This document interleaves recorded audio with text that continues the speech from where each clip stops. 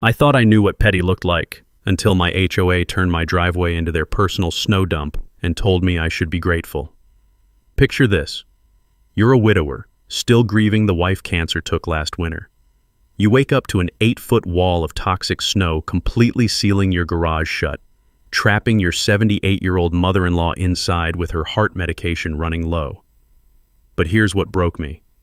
That poisonous slush was slowly murdering the memorial rose garden my Sarah spent her final 5 years creating. Every grain of road salt burning through the last beautiful thing she'd left me. When I called to complain, they fined me $500 for unsightly accumulation. Diesel fumes hung thick in the morning air as I stood there, work boots crunching through ice, watching neighbors cruise past in spotless BMWs like I was invisible.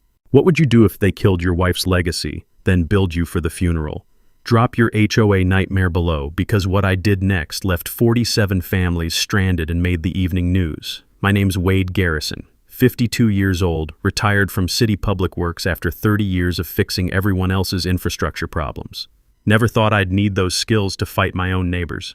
Sarah and I bought our corner house in Meadowview Estates back in '98. Seemed like the American dream. Gated community, private streets, property values that only went up. The gate made us feel safe. Turns out, it just trapped us with the crazies. After Sarah passed last February, her mother Grace moved in with me. 78 years old, heart condition, needs her medications delivered daily. Sweet woman who spent 40 years teaching kindergarten. The kind of neighbor who bakes cookies for the mailman. Then Charlene Westbrook moved in. Real estate agent, drives a white Tesla she keeps spotless, moved here 3 years ago from some downtown condo. First week she knocked on my door with a clipboard and that smile that never reaches your eyes. Mr. Garrison, I'm Charlene, your new HOA board president. I couldn't help but notice your truck. She gestured at my 10-year-old Ford pickup like it was carrying the plague. Our community standards require vehicles to enhance property values. Perhaps you could park it somewhere less visible? I was still grieving Sarah. Didn't have fight left in me. It's my driveway, ma'am. Well, yes, technically, but we're all in this together, aren't we? That phrase became her weapon of choice. We're all in this together. Except some of us were more together than others. December rolled around with the first real blizzard in years. 18 inches overnight, the kind of storm that shuts down the whole city. I woke up to the scraping sound of snowplows. Metallic grinding echoing off the houses. But something was wrong. The scraping wasn't moving down the street like usual. It was getting louder, closer, focused right on my corner lot. I looked out the kitchen window and watched 3 dump trucks backing up to my property line. Not the street, my property, my driveway, the easement strip along my fence where Sarah used to grow her prize-winning roses. The driver of the lead truck hopped out, all bundled up in an orange reflective vest. He walked over to a woman in a white parka and designer snow boots. Even from 50 yards away, I recognized that perfect blonde hair. Charlene. She pointed directly at my memorial garden, the spot where Sarah's roses were sleeping under the snow. The driver nodded and climbed back into his truck. What happened next? I'll never forget. 3 trucks, working in coordination, dumped every ounce of snow from our private streets right onto my property. Mountain after mountain of white, mixed with sand, salt, and God knows what else from their commercial contracts. The chemical burn smell of road salt filled the air, mixing with diesel exhaust. By the time they finished, I had a 12-foot wall of snow blocking my garage, my living room window, and burying Sarah's garden under a toxic mess that would kill anything trying to grow there. Grace appeared beside me at the window, her worried voice barely audible. Wade, how are we going to get out? My doctor's appointment is this afternoon. That's when I realized what they'd done. This wasn't just dumping snow. This was trapping us, making us prisoners in our own home while they kept their precious streets pristine. I threw on my coat and boots, crunching through the snow to confront the crew, but they were already gone. Just me, standing in my buried driveway, looking at what used to be my wife's final gift to the world. The muffled silence of fresh snow was broken only by Grace tapping on the window, holding her empty pill bottle against the glass. That's when I knew this wasn't just about snow anymore. 24 hours later, the mail brought a Christmas present from my friendly neighborhood HOA. Notice of violation stamped in red letters across official letterhead. $500 fine for unsightly snow accumulation, and failure to maintain driveway access standards. The very same snow they'd dumped on my property was now somehow my responsibility to remove. Grace's medication situation was getting critical. Her delivery service couldn't navigate the snow maze blocking our driveway. I called around. Private snow removal wanted $800, cash up front. That's a big chunk of my fixed pension, but watching Grace worry about her heart pills made the choice easy. While I waited for the crew, I studied that violation notice. Something wasn't right about the signature on the bottom. I'd seen my own signature enough times to know it, and whatever was scrawled under homeowner agreement acknowledgement wasn't mine. The emergency board meeting was scheduled for Thursday night in Charlene's living room. I showed up with my receipt for snow removal and a simple request: reimburse me for cleaning up their mess. Charlene's house smelled like expensive perfume mixed with coffee going cold. 4 board members sat around her marble dining table like they were conducting Fortune 500 business instead of arguing about snow piles. "Mr. Garrison," Charlene began, not looking up from her leather portfolio, "we've reviewed your request, and I'm afraid there's been a misunderstanding." She slid a document across the table. "Community Maintenance Agreement, signed by all residents upon purchase. Section 12 clearly states that homeowners agree to accept snow removal from shared community areas as needed." I picked up the paper. There was my address, my name typed neatly at the top, and there, at the bottom, was a signature that looked nothing like mine. The W in Wade was completely wrong. I always loop it. This one was angular. The G in Garrison was missing the tail I've made for 30 years. "That's not my signature," I said, loud enough that the whole table heard. Charlene's smile never wavered. "Are you calling us liars, Mr. Garrison?" "I'm calling that document fraud." The temperature in the room dropped about 10 degrees. Board member Tom Henderson cleared his throat. "Now wait just a minute." "Board meeting adjourned," Charlene announced, snapping her portfolio closed. But here's what I remembered from my public works days. When dealing with bureaucrats, always follow the paper trail. After 30 years of municipal government, I knew that every legitimate document has backup copies, filing dates, and witness signatures. This community maintenance agreement had none of those things. I spent the next morning at the county courthouse digging through HOA filing records. Sure enough, no such agreement was ever filed. According to official records, the only snow-related provision in our original HOA charter was a requirement for professional removal to appropriate off-site disposal areas. Off-site. Not on Wade Garrison's property. But Charlene's power play was just getting started. 2 days later, Grace fell carrying groceries through the remaining snow maze. Bruised ribs, nothing broken, but at 78, every fall is serious. The paramedics had to carry her out on a stretcher because the ambulance couldn't get close to the house. As they loaded Grace into the ambulance, I noticed something that made my blood boil. 3 houses down, Charlene's driveway was pristine black asphalt. Not a flake of snow anywhere. Apparently, the community maintenance program was very selective about which community members received the service. That night, I sat in Grace's hospital room, holding her hand while she slept off the pain medication. The smell of antiseptic and worry filled the air as I made a decision that would change everything. I pulled out my phone and called Jerry Patterson, an attorney friend from my union days.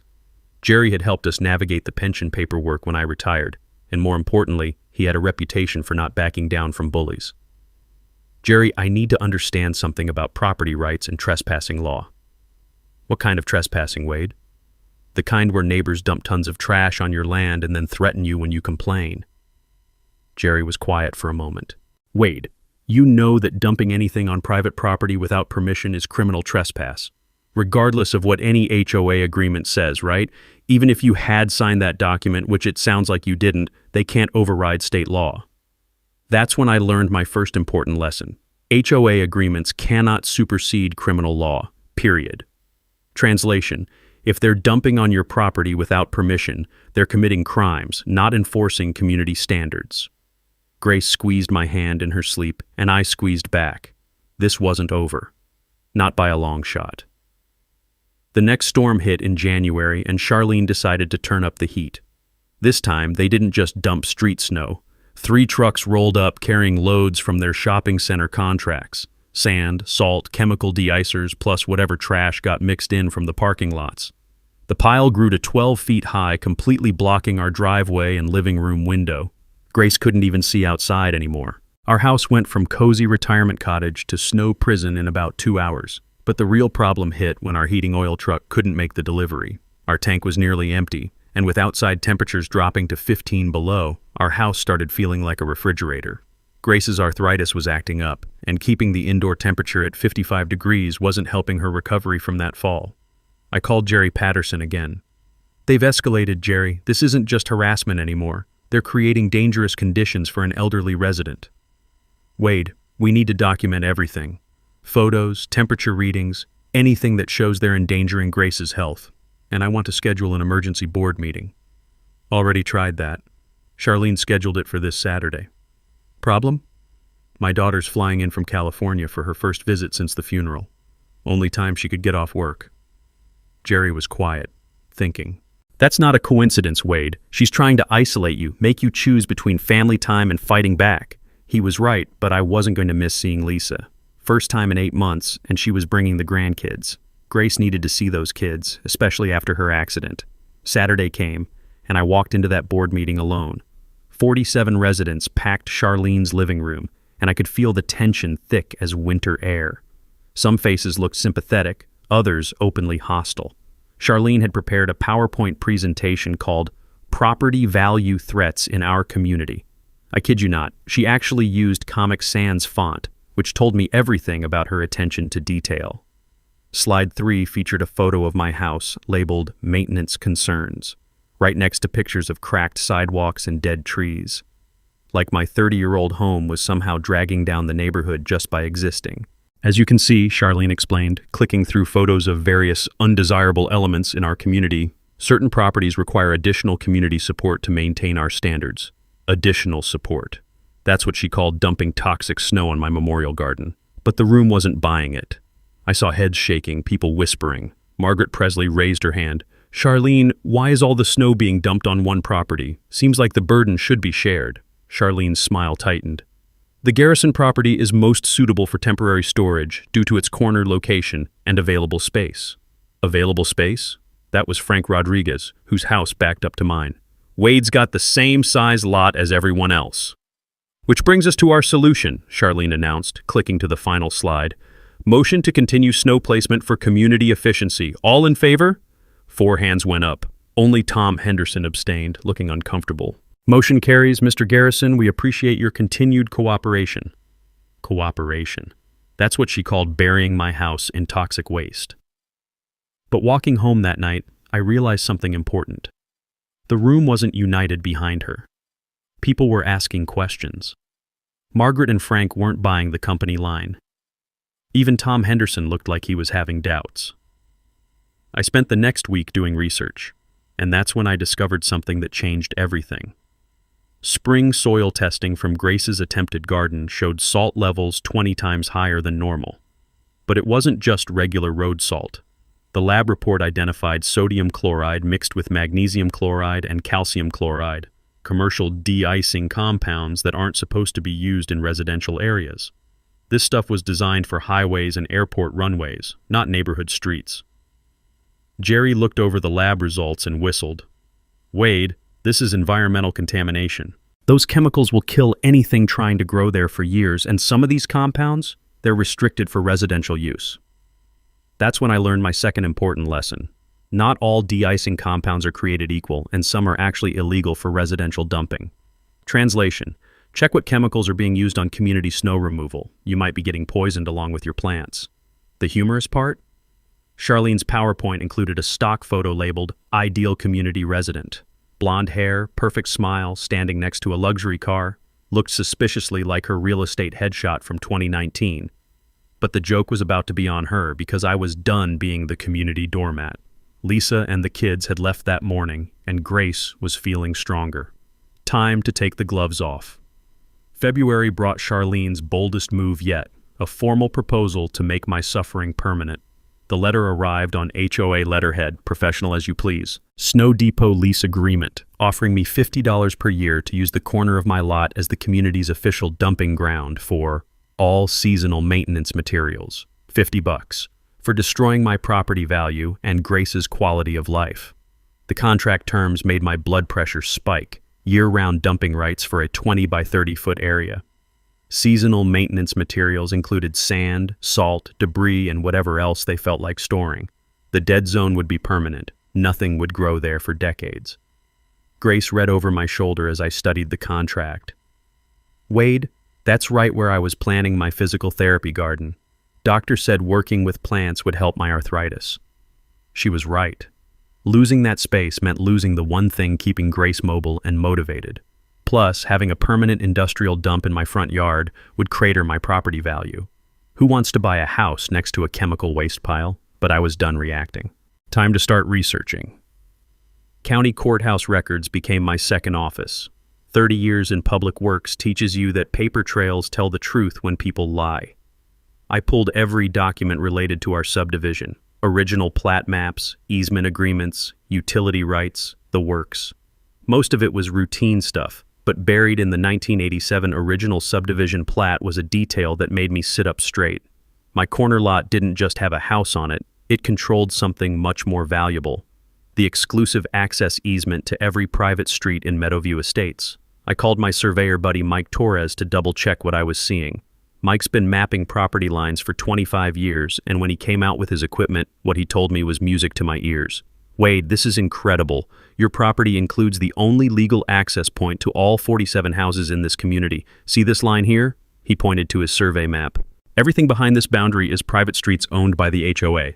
But to reach those streets, every single resident has to cross your property." What does that mean legally? Means you're not just a homeowner, buddy. You're the gatekeeper. Mike explained easement law in terms I could understand. An easement grants use, not ownership. The agreement requires good faith from both parties. Violation of terms allows immediate revocation. But here's the kicker, Mike continued, measuring the exact boundary line. This easement was granted with a specific condition: neighborly cooperation. Your HOA charter requires residents to treat each other with respect and consideration. Systematic dumping of toxic waste doesn't sound very neighborly to me. That evening, I sat in Grace's favorite chair, looking out at the snow mountain blocking our view, holding one of Sarah's dried roses. The salt had turned it black, like everything else they'd touched. "She always said bullies count on decent people staying quiet," I murmured to the empty room. "Not this time, sweetheart." I started making calls, first to Jerry Patterson, who confirmed what Mike had discovered. The 1987 easement agreement included a good faith clause that the HOA had systematically violated. "Wade, this changes everything. They broke the contract first. You have grounds to revoke access entirely." "What happens if I do that?" 47 families become landlocked. Their private streets turn into very expensive driveways to nowhere. My third important lesson came from Jerry. Access easements can be conditional and revocable. Property owners aren't required to provide access to people who abuse the privilege. Translation: treat your neighbors like garbage, lose your right to cross their land. But I wasn't ready to drop the hammer yet. I needed evidence, documentation, and a plan that would make them fix the mess they'd created. I spent the next week calling equipment rental companies and researching property line marking requirements. Steel posts and heavy chains for property improvement projects, security cameras for home safety, an excavator with snow blade attachment for seasonal maintenance, all perfectly legal property owner activities. The plan forming in my head was elegant in its simplicity. They wanted to use my property as their dump? Fine. But they'd forgotten one crucial detail. I controlled their only way home. Charlene's lease agreement was still sitting on my kitchen table waiting for a signature. I picked up a pen and wrote across the bottom in red ink. Counteroffer. Remove all illegally dumped materials and pay $22,400 in damages. Then we'll discuss neighborly cooperation. Grace looked over from her crossword puzzle. Think that'll get their attention? Oh, I'm just getting started, Grace. Just getting started. The portable lights arrived that afternoon, followed by the security cameras. Time to document everything they did next, because I had a feeling Charlene wasn't going to take my counteroffer quietly. Late Tuesday night, alone in my kitchen with county records spread across the table, I finally understood the full scope of what I was dealing with, and what I was capable of doing about it. The original 1987 subdivision plat told a story Charlene clearly never bothered to read. When Meadowview Estates was developed, the city required all internal roads to be private streets owned and maintained by the HOA. But here's what makes it beautiful. Those private streets needed legal access to the public road system. That access comes through my corner lot. Not near it. Through it. Every single resident, every delivery truck, every emergency vehicle has to cross my property to reach their houses. Without my easement, 47 families would be trapped on an island of expensive asphalt leading nowhere. For 15 years, I'd been the nice neighbor who never asked questions, never charged fees, never enforced the easement conditions that required good faith neighborly cooperation. But they'd changed the rules of engagement when they started treating my property like their personal dump. Jerry Patterson's voice echoed in my head from our phone call that afternoon. Wade, you're not just defending your property rights anymore. You're holding all the cards in a game they didn't even know they were playing. The power dynamic had completely flipped. Every truckload of snow they dumped was another violation of the easement terms. Every fine they issued was more evidence of bad faith dealing. They'd been so focused on pushing me around that they never bothered to check whether I could push back, and push back hard. I called the municipal attorney's office the next morning. Tom Bradley handled property disputes for the city, and after 30 years in public works, we'd worked together on dozens of easement cases. Tom, I need you to look at something. Property owner versus HOA, systematic trespassing disguised as community maintenance. 2 hours later, Tom called back. Wade, this is a slam dunk. Your easement agreement is ironclad. These people have been violating the terms for months, maybe years. You have grounds to revoke access immediately. What would that mean practically? 47 landlocked properties, no mail delivery, no emergency services, no way in or out except hiking across your front yard. Their property values would collapse overnight. That's when I realized the true scope of what they'd done. By treating me like a powerless retiree they could bully into submission, they'd handed me the keys to their entire community. Every house, every driveway, every perfectly manicured lawn was worthless without my permission to reach it. But I'm not a vindictive man, never have been. This wasn't about revenge, it was about respect, about getting them to understand that neighborly cooperation works both ways. I walked out to Sarah's ruined garden that evening, steel-toed boots crunching through the salt-crusted snow. The chemical smell still hung in the air, 3 months after the first dumping. Nothing would grow here for years. They forgot something important, sweetheart, I said to the darkness. Forgot that the quiet guy fixing everyone's problems for 30 years might actually know how things work. The plan crystallizing in my mind was simple, legal, and absolutely devastating. Use their own snow to seal their own streets. Turn their weapon into their prison. Make them understand that property rights aren't suggestions. They're the foundation of everything they claim to be protecting. I spent the next week documenting every violation, every illegal dump, every fine they'd issued for cleaning up their own mess. Photos, timestamps, GPS coordinates, building a case file that would make any attorney proud. But documentation was just preparation. The real work would begin with the next snowstorm, when I'd teach 47 families exactly what community cooperation looks like when it runs both directions. Grace found me planning in the garage that weekend, polishing Sarah's old garden tools while I thought through equipment rental schedules. She'd be proud, wouldn't she, Dad? Grace had started calling me that after Sarah passed. Proud that you're finally fighting back? Yeah, Sarah would definitely be proud. Monday morning, I started making the kind of calls that turn neighborhood disputes into local legends. First stop, Hendrick's Equipment Rental. I need an excavator with a snow blade attachment for property maintenance work. Nothing too big, but I need something that can move serious volume. The guy on the phone, Randy, according to his name tag when I drove over, walked me through the options. How much snow we talking about, Mr. Garrison? Let's just say my neighbors have been very generous with their winter donations. Randy chuckled. Ah, one of those situations. You want the Cat 314 then, hydraulic blade that'll angle for maximum displacement. Push 20 tons of snow like it's sandbox sand. Perfect. Next call went to Superior Fencing Supply. 12 steel posts rated for heavy-duty use plus logging chains that could support the weight of a pickup truck. Property line marking project, I explained to the sales rep. Need everything clearly defined. The hydraulic whine of equipment being delivered filled my driveway Wednesday afternoon. Neighbors started paying attention when a flatbed truck dropped off an excavator that looked like it could reshape mountains. Charlene's Tesla slowed to a crawl as she drove past, her perfect blonde head craning to get a better look. Let her wonder. Jerry Patterson stopped by Thursday evening to review the legal strategy. We spread everything across my kitchen table: property surveys, easement documents, violation notices, soil contamination reports. Wade, this is bulletproof. 15 years of goodwill easement access, systematically violated by illegal dumping and harassment. You have grounds for immediate revocation plus damages. What about their argument that it's community maintenance? Doesn't matter. Community maintenance ends at property lines. Everything they've done on your land is criminal trespass, regardless of their internal HOA agreements. Jerry helped me prepare the formal notices, cease and desist letters, property damage calculations, documentation of every violation with photos and timestamps. Then came the financial reality check.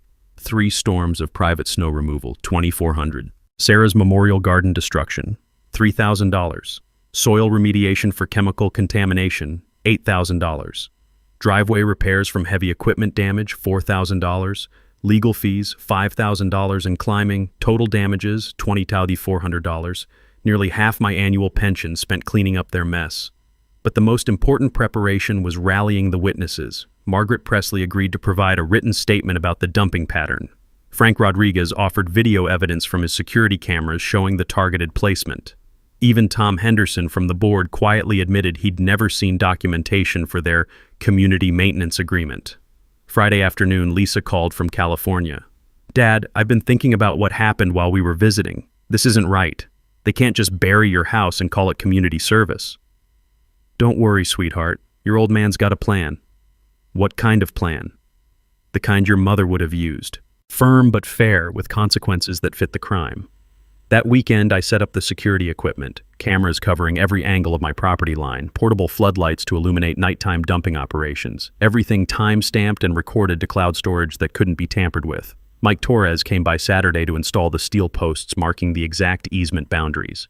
Each post sank 3 feet deep in concrete, with surveyors' flags marking the precise legal line between my property and their access rights. Wade, this is professional-grade boundary marking. No one can claim they didn't know where your property ends.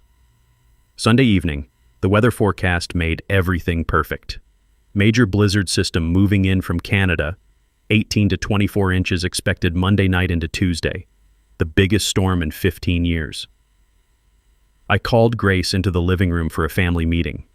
"Grace, we're going to have visitors Tuesday morning, lots of them. Probably won't be entirely friendly." "What kind of visitors?" "The kind who'll finally understand that respect works both directions." She studied my face, seeing something she hadn't seen since before Sarah got sick. Determination. Purpose. The look of a man who'd remembered how to fight for what mattered. "What do you need me to do?" "Just stay warm and safe inside, maybe make some coffee. We might have reporters coming by." "Reporters?" "Grace, tomorrow morning we're going to give this neighborhood a lesson in property rights they'll never forget, and I guarantee it'll be worth documenting."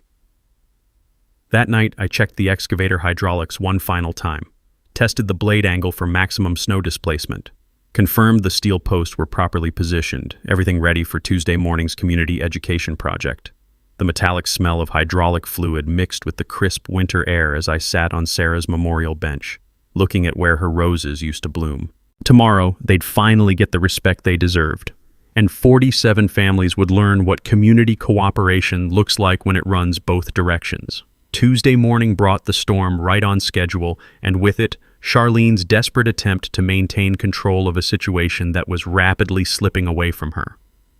The certified letter arrived at 9 a.m., hand-delivered by a nervous-looking kid from downtown.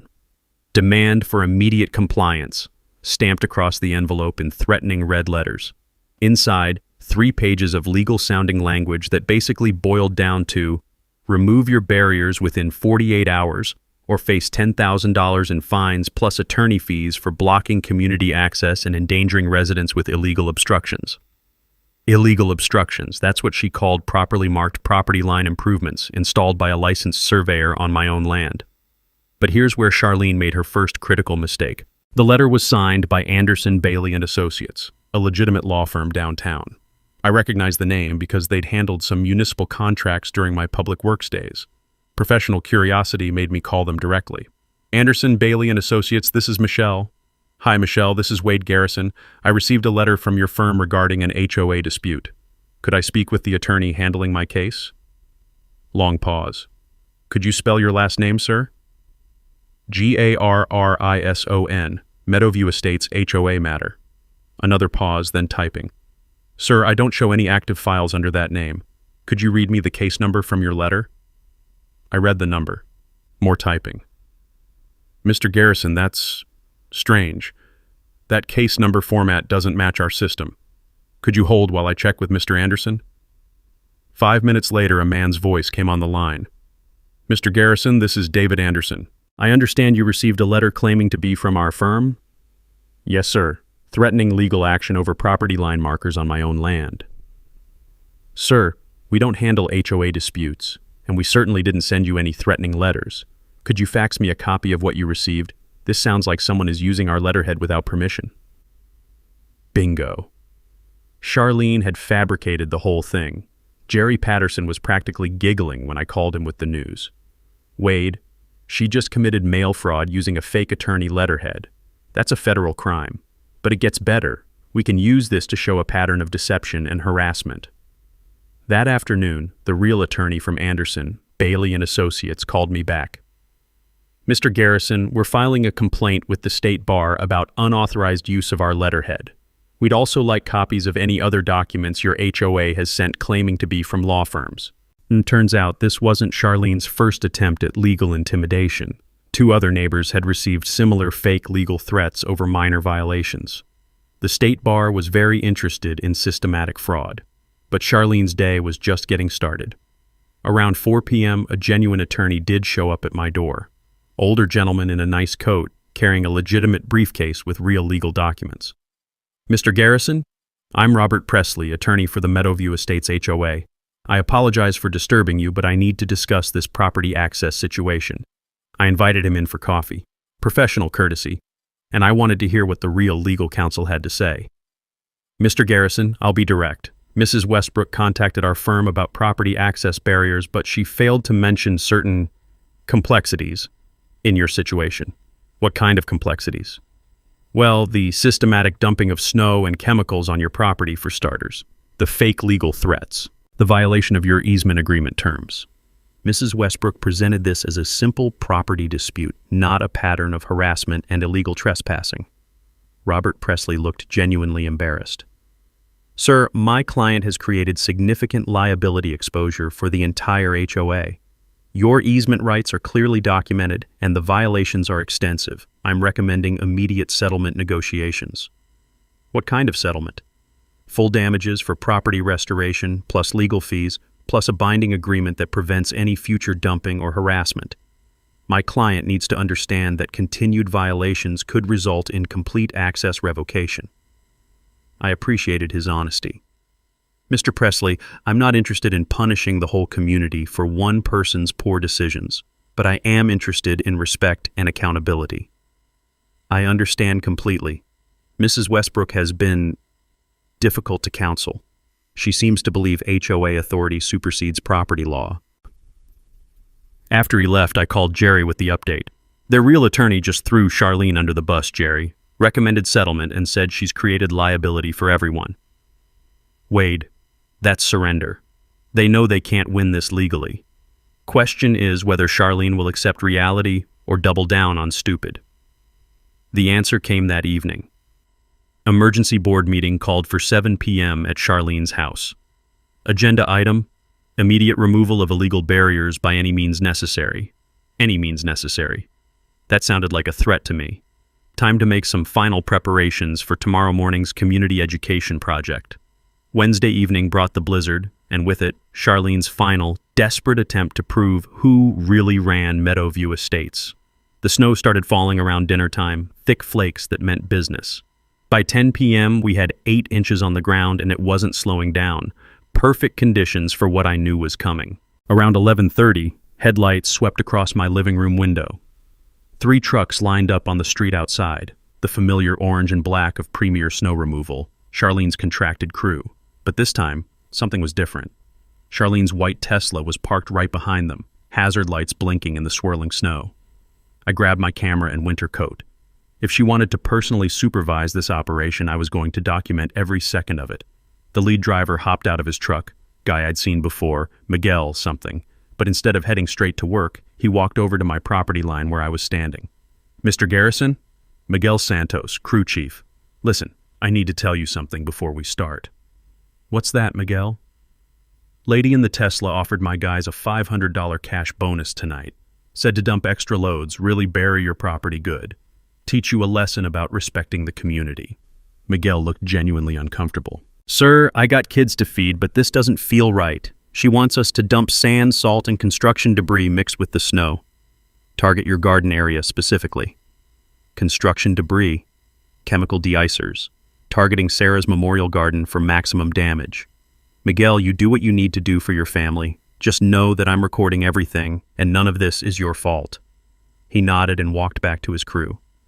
I appreciated his honesty, and it confirmed what I'd suspected. Charlene was escalating beyond simple harassment into deliberate property destruction. What happened next was like watching a military operation designed by someone who'd never heard of consequences. Charlene stepped out of her Tesla wearing a white parka and designer snow boots, looking like she was prepared to direct the D-Day invasion. She pointed directly at different areas of my property, giving specific instructions for maximum impact. 3 trucks worked in careful coordination. Load after load of snow mixed with sand, salt, and chunks of concrete from construction sites. The pile grew to 22 feet high, literally reaching my second-story windows. But here's what made my blood boil. Charlene was taking pictures, standing there in her perfect winter outfit, documenting the destruction like it was some kind of trophy moment. I filmed her directing the placement, zooming in on her hand gestures targeting Sarah's memorial garden. Clear evidence of intentional, systematic property destruction. Around 2 a.m. they finished. The largest snow mountain I'd ever seen completely blocked our house from street view. Grace couldn't see out any of the first-floor windows. We were effectively buried alive. I waited until the trucks left, then walked the perimeter of the dump with my camera. The chemical smell was overwhelming. Industrial de-icers mixed with God knows what other toxic waste from their commercial contracts. But as I documented the damage, I noticed something that made me smile in the darkness. Every single truckload had been dumped on my property.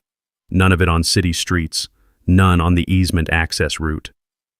Charlene had been so focused on burying my house that she'd forgotten the most important detail. All of her snow was now on my land, my property, under my control. And tomorrow morning I was going to give it back to her, all of it, in exactly the place that would teach 47 families the real meaning of community cooperation. I spent the rest of the night checking equipment. The excavator started on the first try despite the cold. Hydraulic blade angled perfectly for maximum displacement. Steel posts and chains positioned exactly on the easement boundary line. Grace found me in the garage at 5 a.m. testing the equipment one final time. The hydraulic whine echoed off the walls as I practiced blade movements. "Wait, are you sure about this?" "Grace, they just spent 6 hours burying our house with toxic waste. Targeted Sarah's garden specifically for destruction. Offered cash bribes to make sure we suffered. This isn't about snow anymore. It's about respect." She studied the excavator, then looked at me with something I hadn't seen since before Sarah got sick. Pride. "Your mother raised you right, didn't she?" "She raised me to stand up for what's right, even when it's hard." "Then go show these people what standing up looks like." At 6 a.m., I fired up the excavator and began the most satisfying property improvement project of my life. Time to teach Charlene what community maintenance looked like when the community included Wade Garrison. The morning sun was just breaking through the storm clouds as I made my first pass at that 22-foot mountain of their generosity. 6 a.m. on a Thursday morning, and I was about to give 47 families the education of their lives. The excavator roared to life with that satisfying diesel rumble that means serious business. I'd been operating heavy machinery for 30 years, but this morning felt different. This morning, every movement had purpose. I started with the mountain closest to Sarah's memorial garden, the toxic pile Charlene had specifically ordered dumped on my wife's final resting place. The hydraulic blade bit deep into the snow, sand, and chemical mess, lifting tons of their community maintenance with each pass. But I wasn't just moving their snow, I was delivering it. Straight across my property line to the exact spot where the access easement began. The only route 47 families could use to reach the outside world. Every scoop of snow went directly into creating a wall across their private street entrance. By 6:30 a.m., I had a 6-foot barrier completely blocking access to Meadowview Estates. No one getting in, no one getting out. 47 families about to learn what being trapped in their homes felt like. The first neighbor appeared around 7 a.m. Frank Rodriguez, trying to leave for his job at the hospital. His pickup truck stopped 20 yards from the snow wall, emergency lights flashing as he realized what he was looking at. More cars started lining up behind him. Teachers who needed to get to school, commuters heading downtown, people with doctor's appointments and work meetings and normal Thursday morning responsibilities, all of them blocked by the same snow their HOA had dumped on my property. By 7:15, I had an audience of about 30 people standing in the street, looking at my perfectly legal property improvement project. Some were on phones calling work to report they'd be late. Others were taking pictures trying to figure out exactly what had happened. That's when the white Tesla arrived. Charlene's car slid to a stop and she practically fell out of the driver's seat, stumbling through the snow in those designer boots that weren't made for actual winter conditions. Her perfect blonde hair was already getting messed up by the wind. "What is this?" she screamed across the crowd, pointing at my excavator like I was operating a tank in a war zone. I shut off the engine and climbed down, steel-toed boots crunching on the snow-packed ground. The sudden silence was broken only by wind and the frustrated murmur of trapped commuters. "Morning, Charlene. Just doing some property maintenance, moving all that snow you folks generously donated to my land. You can't block community access. This is illegal." "Ma'am, this is my property. Your snow is now properly disposed of on the exact property line, just like your maintenance agreement requires." The crowd was getting bigger. Margaret Presley had arrived with her kids, who were supposed to be at school. Tom Henderson was there, looking embarrassed about the whole situation. Even some of the construction workers were watching from their trucks. That's when the fire department showed up. 2 trucks, sirens wailing, responding to reports of blocked emergency access. Captain Rodriguez, no relation to Frank, stepped out of the lead truck and surveyed the situation. "Who's in charge here?" Charlene jumped forward. "I am. I'm the HOA president, and this man has illegally blocked our community access." Captain Rodriguez walked over to examine my snow barrier, then looked at the steel posts marking my property line. 30 years of dealing with municipal disputes told me he understood exactly what he was seeing. "Ma'am, this appears to be private property. Are you saying this gentleman doesn't have the right to use his own land? He's blocking emergency access. To private streets? Well, yes, but..." The captain turned to me. "Sir, is this your property line?" "Yes, sir. Surveyor marked it last week. All snow was illegally dumped on my land, now properly relocated to the boundary line as specified in municipal code." Captain Rodriguez nodded. He'd seen enough property disputes to recognize the legal realities. "Ma'am, private property owners control access to private streets. If there's a dispute, you need to resolve it with him or through the courts." That's when the Channel 8 news van pulled up. Reporter Amanda Walsh jumped out with her camera crew, drawn by the spectacle of an entire neighborhood being held hostage by one man with an excavator. Perfect human interest story for the morning show. "Sir, I'm Amanda Walsh from Channel 8 News. Can you tell us what's happening here?" I looked across the crowd of 47 families, all trapped behind their wall of consequences, looked at Charlene, red-faced and furious in her impractical winter outfit, looked at the cameras rolling and the phones recording. Time for the mic drop moment I'd been waiting for. "Ma'am, for months my neighbors have been dumping toxic snow on my property, targeting my late wife's memorial garden, and fining me for cleaning up their mess. This morning, I'm simply returning their property to them. Community cooperation works both directions." The crowd went dead silent. Even the wind seemed to stop. "Now, anyone who wants this snow removed can start by removing the illegal dump from my memorial garden. Then we can discuss respectful neighbor relationships." Checkmate. 3 hours later, Charlene was writing a personal check for $6,000 while standing knee-deep in snow, surrounded by news cameras and 47 very unhappy neighbors. The emergency snow removal crew had given the HOA a choice: pay the full $18,000 for immediate access restoration, or watch their community stay trapped until spring. The HOA emergency fund only had $12,000, which left Charlene personally liable for the difference. "This is extortion," she muttered, hands shaking as she signed the check. "No, ma'am," Captain Rodriguez corrected. "This is consequences." By noon, 2 crews were working frantically to clear both my property and the street access. The news story had gone viral. Retiree traps entire neighborhood with their own snow, and my phone hadn't stopped ringing with interview requests. But the best call came from the HOA board. Tom Henderson, speaking for the remaining members, offered complete surrender.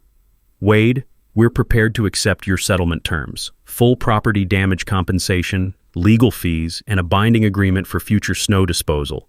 Charlene has been removed from all HOA positions. $22,400 for property restoration, plus $8,000 in legal fees. New easement agreement with strict terms. No dumping, no harassment, annual good faith review. And most importantly, respect for the memorial garden where Sarah's roses would bloom again." But money wasn't the real victory.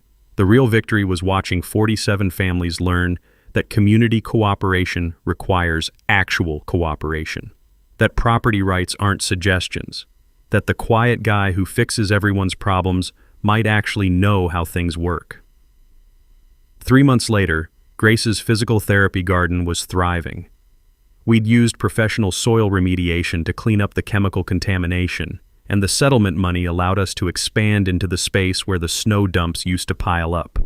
Grace was out there every morning, tending vegetables and flowers with the careful attention of someone who'd learned that good things can grow after bad things happen. Her arthritis was better, her spirits were higher, and she'd made friends with neighbors who stopped by to admire her work. I used $10,000 from the settlement to establish Sarah's Garden Fund, helping elderly residents maintain their landscaping when physical limitations or financial stress made it difficult. The fund partnered with the county extension office to provide free soil testing after our story revealed how many properties had been contaminated by improper chemical disposal. The Property Rights Defense Network launched from our kitchen table, with me as coordinator. Monthly workshops at the community center, teaching residents about easement law, HOA limitations, and how to document violations properly.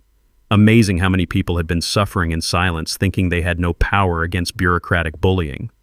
Margaret Presley became our first success story, used what she learned to stop her HOA from forcing expensive lawn renovations. Frank Rodriguez helped 3 families fight illegal parking fines. Even Tom Henderson joined our advisory committee, bringing insider knowledge about how HOA boards really operate. But the sweetest victory was personal. Lisa started visiting monthly instead of annually, bringing the grandkids to help with the garden. Watching them plant seeds in soil that had been poisoned and restored gave me hope that good things really do grow from hard ground. Last week, a familiar white Tesla drove slowly past our house. New owner, different license plates. Charlene had moved away after losing her real estate license and facing multiple fraud investigations.